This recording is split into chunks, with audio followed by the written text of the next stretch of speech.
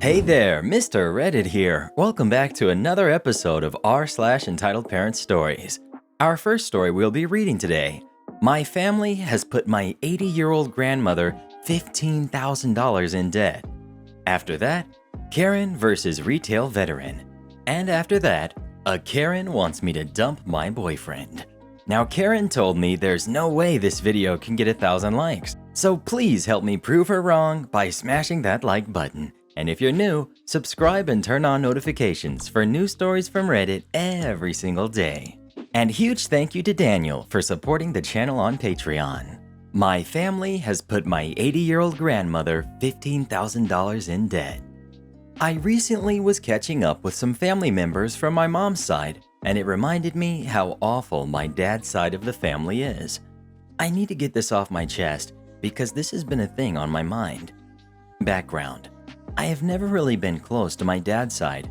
They're some pretty stuck-up people, and really the only people I've loved were my grandparents, and even they've made questionable decisions. They've never really been loving to me, and have always been so wrapped up in their own issues. Anytime I've seen any of my dad's family, it's always been the same conversation with each person. "Hi, OP, how have you been? What kind of job do you have?" And no matter the answer, the conversation will always change to how terrible everything has been for them. No jobs, hard time finding places to live, awful relationships, so on. All of my dad's side of the family lives in a different state, so me and my parents are at a comfortable distance away from them. My dad is the most responsible and stable individual of all his siblings, and keep in mind, he's second to being the youngest of 4. So I have zero sympathy for these grown adults who are all in their 50s to 60s. And it's not that they can't get jobs, they choose not to have jobs. They refuse to work either minimum wage, full-time, or hard labor jobs. Now on to what's been happening. Recently, my dad was talking to me about something that was stressing him.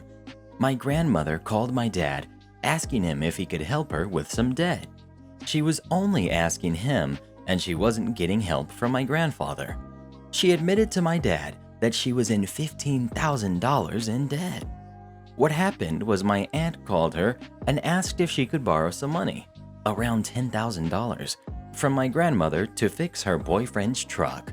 My aunt told her they just needed the money to fix up the truck so they could sell it and make a lot of money off of it. And once they sold the truck, they could pay Grandma back, no problem. So Grandma gave them the money. Well, what ended up happening, my aunt and her boyfriend fixed the truck and kept it. They came up with tons of excuses and left it at that. Then my oldest uncle asked for some money. I'll call him Oldest Uncle. Oldest Uncle came to my grandma and asked her for about $3,000 to $4,000 for car repairs. He convinced her by saying that his only source of income is being an Uber driver. So once he gets back on the road, it should be no big deal. So Grandma gave him the money. He still hasn't paid her back, and that was 3 months ago. And as for my other uncle, he's just been asking for a couple hundred every once in a while. My dad was furious. Of course he got mad at his mom. My dad has decided he will help her, but only on one condition. Anything that has to do with money goes through him first. Of course, grandmother was shocked by this, but with no choice, has gone with it. My dad made a few calls and informed every sibling that they can't ask grandmother for money anymore. My uncles protested a little bit, but when my dad laid into them how bad the debt was for grandmother, they backed off. My aunt, on the other hand, she's very furious. When my dad told her, she said, "Don't treat me like a dang teenager," and then blocked him. She also called grandmother and yelled at her for telling my dad, and then blocked her too. My grandmother is just stressed and upset, and I feel really terrible for her. I feel awful for my dad and that he now has this responsibility. My grandfather doesn't know about any of this. My grandmother has done this before, and they were in a lot of debt. But my grandfather went back to work and has paid off the old debt. This is supposed to be his last year before retiring. My grandmother doesn't want to tell him because she knows that will add so much stress for him. So, because he doesn't know about what recently happened, my 80-year-old grandmother is talking about getting a job to pay off her debt. It really is a big mess. All of my dad's siblings have completely taken advantage of my grandmother and her age. They've left her with so much debt. They've put a huge responsibility on my dad. I'm just in awe over how terrible and disrespectful they are. I truly hold nothing in my heart for them after what they've done. Next we've got Karen versus Retail Veteran. For a while, I worked as a trainer for a very popular cell phone company. I would regularly visit cellular carriers and do events for customers and train employees on relevant new features and items. So I was almost always dressed very well. The most dressed down I ever got was a polo, dress pants, and dress shoes because I wanted to give a good and professional impression. However, my style of dress came with the greatest Karen bait known to man, a silver name tag. Beyond the hundreds of times I was mistaken for an employee while at the stores, this story takes place when I went grocery shopping after work one evening. That should be enough background. So, on with the actual story. I had finished up later than usual and was browsing the groceries for the next couple days at a semi-supermarket whose logo is a bullseye. I had a cart with several frozen items my wife loves, some snacks for my son, some dog food for my dog, and various other small things to carry me through. I was browsing some spices, debating on if I had enough of a few kinds to make chili, when I hear a faint noise behind me. I squeeze in a bit closer, trying to be sure I'm not blocking the aisle. No sense in being rude, right? A second or two go by, and my spider sense begins to tingle. And then, dear reader, I hear the dreaded sound that in the retail wilds is both terrifying and amusing, depending on how far away you're standing. Excuse me? Ah, yes, the mating call of the wild Karen. I turn around to see a specimen of at least 40 years trying desperately to be mistaken for her own daughter in what I can only assume was a pair of yoga pants, furry boots, a shirt that was strategically unbuttoned, and a huge pair of sunglasses acting as a solar panel for her "let me speak to your manager" haircut. My desperate plea for clemency in the form of her own ability to notice a mistake came immediately as I pushed my cart further away and swept my arm where I was standing. Sorry, didn't know I was blocking you. But alas, the story would not have made it here if that was all she needed. No, Karen did not want to graze the spice rack. She had used her cosmic powers on me without my realizing, you see, because now I was no longer shopping for dinner. I had been granted employment, and Karen was not pleased at my performance so far. No, I need you to help me find some food item I don't want to malign by naming. I am a smarty by nature, you can tell, and my wife often jokes that I'm paid well to tell people where they can stick it and make them happy to hear it. But these skills are lost on the wild Karen. So is the fact that the store uniform is khakis and a red shirt, while I am in a blue and white dress shirt, dress pants, and wearing a company logo jacket that doesn't remotely look like an employee's. I decide to assume she's perhaps dazzled in bright lights without her solar panel glasses guarding her beady eyes, so I smile and politely say, "I'm sorry, I don't work here." Her eyes narrow, now looking like the shining black of a shark, and the games have now begun. "You're wearing a uniform? Don't give me that crap!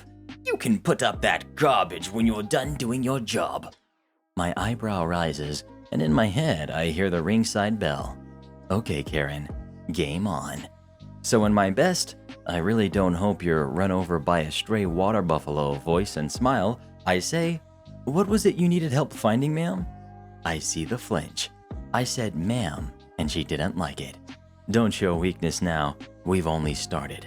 But in the same condescending tone, she wails, "I need this item. Now show me to it." I nod and pushed my buggy along as I head to the rear of the store. She doesn't look pleased that I'm bringing the buggy, but if she says anything she does so under her breath, and I know soon enough she'll have plenty to complain about. So I savor the moment where the only sound is the slap slap of her boots ricocheting off the floor and on the heels of her feet inside. I walk several aisles. After a dozen, she starts to huff and puff, and I can hear the faintest grumbling about why it was so hidden away, and why did she have to walk so far, etc. Not directed at me, but I'm not deaf, so I can hear her childish tantrums just fine. Thank God she can't see the evil smile on my face. Passing the last of the groceries, I hang a left. Passing seasonal, candies, luggage, travel, etc. She's behind me in such a blurry huff of muttering anger, I don't know if she's questioning the marital status of my parents, the life choices that brought her here, or both. But she's not happy, and it sounds more and more like a car that won't start and less like a person talking to themselves.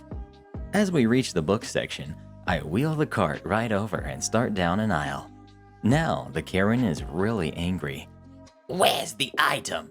Where the heck are you going? I'm looking for this item. If you are too stupid to find it, then maybe I should be talking to your manager. This is drawing a crowd from the nearby electronics section. My plan is working out better than I'd hoped. I stop in front of the kids section and grab a thin copy of what's basically a first spelling book. A few letters on the cover and a title about learning the first few letters of the alphabet. Perfect. Walking back to the red-faced Karen, I offer the book. I don't say anything, I just extend my arm, showing her the cover. Like most people would, she takes the offered book, looks at it, looks at me, and basically growls. What the heck is this? Are you stupid? Where is your manager? You're absolutely awful. Her wailing has attracted at least 2 employees who seem to recognize the whiny wails of the retail native Karen. One is on a small radio, calling who I assume is the manager, while another is coming our way with that terror in their eyes that only an entitled middle-aged woman with an attitude problem can cause. With a smile, I gesture to the book in her hands and say in my absolute best customer service voice, "Actually, ma'am, I thought that since you can't tell the difference between a customer and an employee, you must not be able to read. So I figured this book can help." Stunned. Silence. The poor hamster that was responsible for the complex operation of powering the Karen was working overtime. So when the employee finally makes it to us, they're unaware of what I said, only that I was smiling in a customer service kind of way. Karen was still all mouth agape at what I said when they tried a polite greeting. "Hello, is there something I can help you with tonight?" Karen was livid. She proceeded to throw the book at me, literally and figuratively, and start screaming. I dodged the book as her howls of rage wound up. How dare you talk to me that way? I want this man's manager right now. He needs to be fired. Oh no, she still didn't get the point. Maybe I should have started with an easier book. Dr. Seuss? Maybe something on tape? She hasn't slowed down. She's yelling like a rabid honey badger, and somewhere in that string of speech were words that vaguely made a caveman-type sense. Short phrases mostly. The employee is trying desperately to put out the fire that is Karen. Her face is so red, I swear smoke is coming from that horrible dye job. And the distant employee on the walkie is obviously begging for a manager or a priest. I step back, away from any flailing pieces, and just wait politely, taking a second to text my wife that I was held up and to expect a good story when I got home. Her response, because she knows me, "What did you do now?" I love that woman. When the manager arrives, they must have been fresh out of priests. The woman is pulled to the side and he speaks to her, trying to calm her down. The employee standing near me looks at me and, with a bewildered look, asks, "What happened?" Not wanting to spoil the punchline, I just kind of make a face and softly said, "Didn't the haircut clue you in?" Big mistake. The employee chirps with laughter. He quickly chokes off. I don't think he expected me to know the dorsal plumage of the wild Karen, but Karen has heard the sound and went from slowly lowering to a shrill string of complaining back to seething anger. Once again, she all but frothed at the mouth. After another few minutes, the manager gets her to step aside and comes over to talk to me. He begins asking all sorts of questions she obviously decided to embellish. Why did you call her? Delete it, I actually didn't say. Did you throw a book at her? Were you following her? Things like that. Things that could be claimed with only the loosest concept of reality. So, in a pleasant voice, I explained how I was shopping, and she demanded I show her where an item was and refused to accept I didn't work here. This caused the manager to frown as he looked at me. He saw how I was dressed, and I think some lights in his eyes actually died. Probably realizing he had to actually think worse of humanity than just 5 minutes ago, and it took another piece of his soul with it. I've been there. So I smile and nod as I see him reason out that I was basically forced to find something for this woman, and all the tumblers in his mind seemed to fall into place. He must have seen this type of thing often enough to know what happened, or close enough. But I nod and say, since she can't read and might be colorblind, I got her a book on the alphabet instead. I figured if she knew how to read, it would fix all her problems. She threw the book at me, cussed like a sailor, and wanted you to fire me. Maybe I should have gotten something in crayon. The employee standing nearby is done for. He begins to laugh, hysterically. Full belly laughs that send him retreating for a door to the back room nearby. Even as he fades from sight, I can still hear the echoes of his laughter. The manager, a seasoned veteran of the retail war it seems, manages to make his initial chuckle sound like a disapproving grumble at the retreating employee. But the way his face scrunched up, I know full well he found it at least reasonably funny. Karen is mad that the employee is laughing, having at least the sense to know she's the butt of the joke, even if she didn't hear said joke. So, score 1 for her situational awareness. So she starts over to us while the manager's poor soul begins to wither inside. She's in full complain mode. Corporate this, I know X person that. It all sounds like the teacher from Peanuts if you've been in actual retail before. Turning with an admirably straight face, the manager holds up a hand and silences her through his weird, Karen charming powers. Ma'am, again her eye twitches. I'm going to have to ask that you stop harassing other shoppers and keep the volume down. A vein in her forehead begins to leap from the skin and do a little dance as she winds herself up for another tirade. He was the one harassing me. She almost reaches around him, jabbing her $2.99 press-ons at me like the talons she wishes they were. The manager, not happy with basically having her almost trying to wrap herself around him to get to me, holds up his hands and in a very firm voice says, Ma'am, you need to calm down. If you can't, then I'll have to ask you to leave. The blubbering, incoherent Karenisms that follow don't translate well to text, and if I had thought I could get away with it, I would have recorded it with my phone. As it was, she protested, swore, threatened, and actually raked her arm down a shelf in a tantrum, knocking down almost everything as she screamed at the manager. And that's when I knew what was coming. She wasn't going to be asked to leave. Oh no. At this point, she was about to become a captive audience. The manager called for someone in the clothing department and overwalked 2 women who, God bless them, managed to wrangle the woman and begin escorting her to the front. The employee who'd walked away laughing came over and escorted me back to grocery and told me that she was going to be detained and barred from the store. He was in a good mood, except maybe having to clean up her tantrum, and we joked about the vast levels of stupid we had been graced to see. A few minutes later, I checked out and was walking to the door when 2 police walked in, rather annoyed looking. I left with a smile on my face. Moral of the story, kids, never inflict yourself on random people and assume they have to put up with your BS. You never know when you'll meet the crocodile hunter of Karens. Next we've got, a Karen wants me to dump my boyfriend.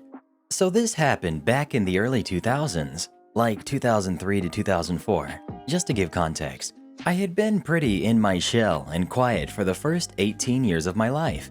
After high school, my 2 really good best friends moved away. One got married and moved out of state. The other moved across the country, and I saw her, but not as frequently. The other really close friend I was still nearby had graduated the year before and attended a local community college. After I graduated, I attended the same. As I said, I was pretty in my shell, an introvert all around. My friend, we'll call her Karen, and I happened to get boyfriends right around the same time. I had dated a little during high school, nothing to write home about and nothing serious, but Karen had never dated anyone. Did I mention she was toxic? Yes, very. She constantly complained about her appearance and expected you to tell her she was wrong, but not in the way most people will do for their friends. There was this vague threat behind it, like if you didn't, it would be, or else. Karen also kept an actual enemies list of people that had upset her. This was right as people were transitioning from MySpace to Facebook en masse, so she couldn't very well go around posting anonymously on people's walls anymore. And since our other two friends weren't near, I was her sounding board for all negativity directed towards other people. She was also very two-faced, smiling at your face and then talking behind your back. Generally, this was directed to those outside our friends group. Oh, she also had a life-size Star Wars villain statue, not cut out, that she'd kiss before we'd go out at night, on its lips. I won't say which villain, just in case it gives her idea away, but the girl didn't even like Star Wars. Also, that was weird. Karen was also one of those crazy stalker girls that would insert herself into her crush's family in an attempt to get closer. Like, she'd show up randomly with cookies and try to get the guy's mom to teach her a family recipe. If his family likes me, then they'll make him date me. She had built up relationships with her obsession in her head and have a life planned out, but the guy had barely talked to her. She'd back off if they started dating someone, but that girl would go onto her list. I hate to say, but Karen was a bit homely too. One time, someone pointed out, not to her face, that she looked like the girl that played Lucy on the BBC Narnia series from the early 1990s. So crazy and homely wasn't reeling the boys in. As I said though, we happened to get boyfriends right around the same time. I started dating my boyfriend, we'll call him Henry for this, a few weeks before Karen started dating hers. You see, Henry had a friend, we'll call Frank. Frank had somehow decided Karen was someone he wanted to date. Henry and I both warned him, saying she was crazy, that you don't even want to go there. We tried to direct him to another mutual friend we knew had a thing for him and wasn't crazy. He didn't listen and asked her out. She said yes, even though she was still low-key stalking her latest make a deal of it after seeing Karen more or less settle down with her crazy. She actually put effort into their relationship, or so it seemed. She's worried about little things. Understandable, since she's never dated or apparently never kissed anyone. Things take a turn around the 3-month mark for them. Her and Frank come out for double dates with Henry and I, but you could sense some contention. They have definitely fallen out of that honeymoon phase. Shortly afterwards, they break up. I forget who dumped who. I want to say it was Karen, but it's been years now and that part is fuzzy. All I remember is Frank saying that we were right. She was crazy. She ruined him for a good 5 years afterwards with her crazy. One day in between classes at the community college, several people in the wider friends group we've become a part of since attending are playing games in this rec room on campus. It wasn't big and it was free, so a frequent hangout. Aside from a sitting area, it had a pool table, ping pong table, foosball, and near the cafeteria. Weirdly, not a lot of foot traffic into the rec room though. Karen and Frank had been over for a minute. I'm hanging out with Henry and a few other friends, just chatting away. Karen comes over and asks to speak to me in private. I'm like, no big deal, sure. Now during the time I had been dating Henry, I had come out of my shell. I was more outgoing. I was growing a backbone and becoming intolerant of behavior I didn't think was healthy to be around. Karen. OP, I broke up with Frank. Me. Yeah, I know. Karen. Well, you know what that means. Me. That you want to find another boyfriend? Well, you have to break up with Henry now. Me. What? Karen. He's friends with Frank. If I'm hanging out with you and Henry and Frank shows up, then I'll have to leave. It's like you're cheating on me with Frank. Me again. What? Karen. You have to break up with Henry. It's only right. I'm your friend. You have to do what I say. Me. Henry and I are happy. Why would I break up with him? It's not like you're going to marry the guy. Just break up with him. And for a brief millisecond, I thought about it because she was my friend and I knew her longer. Then I remember all the negativity she brought with her and crazy. Yeah, I may not end up marrying Henry, but that doesn't matter. Why should I give up my happiness because you don't have a boyfriend anymore? If I don't have a boyfriend, you don't have a boyfriend. That's how friends work. I'd break up with my boyfriend if you broke up with yours. Fine. If you keep dating Henry, I can't be your friend anymore. You have to choose. It's either me or him. Me shrugs. Well, guess we're not friends anymore. I'm not dumping Henry. Goodbye, Karen. After that, she glared at me from across whatever room we happened to be in. She also tried to flirt with Henry whenever she saw me coming towards him. He shut that down real quick and even pulled her off to the side and gave her a dressing down. She went away crying because the truth hurts. Funny though, Henry never ended up on her list, or so I heard from another friend Karen pushed away. Henry and I continued to date. She went on a date with a guy that transferred in from Canada. He was going to a university nearby, but had to take some courses at the community college. It wasn't an exclusive thing, but she was going off like it was. The guy went on a date with another girl like 2 days later. In the middle of that date, he asked the girl to marry him. Seriously, out of the blue. They ended up married and they're still together. Moved back to Canada. They've got a couple of kids. I lost touch with her after that. She still talked to my other close friends, but they weren't buying what she was selling and grew tired of the way she treated them too. I did end up marrying Henry, FYI. We dated for 3 years, got hitched, and have been married for almost 14 years. Still going strong. Got a couple of kiddos too. From what I hear, Karen alienated lots of people afterwards. She was very hateful and negative until somehow she started working with kids. Karen actually became nice and positive until she met a male Karen. A Kyle? With Kyle, she went back to her old ways. And they hate and make people's lives miserable together, I hear. And shoutouts to our Regenerals of the day. Logan Z Gaming Flower, Big Fat Corn Dog, Chissy Spider, and I Miri. Become tomorrow's Regenerals by leaving as many Rees as you can in the comments below.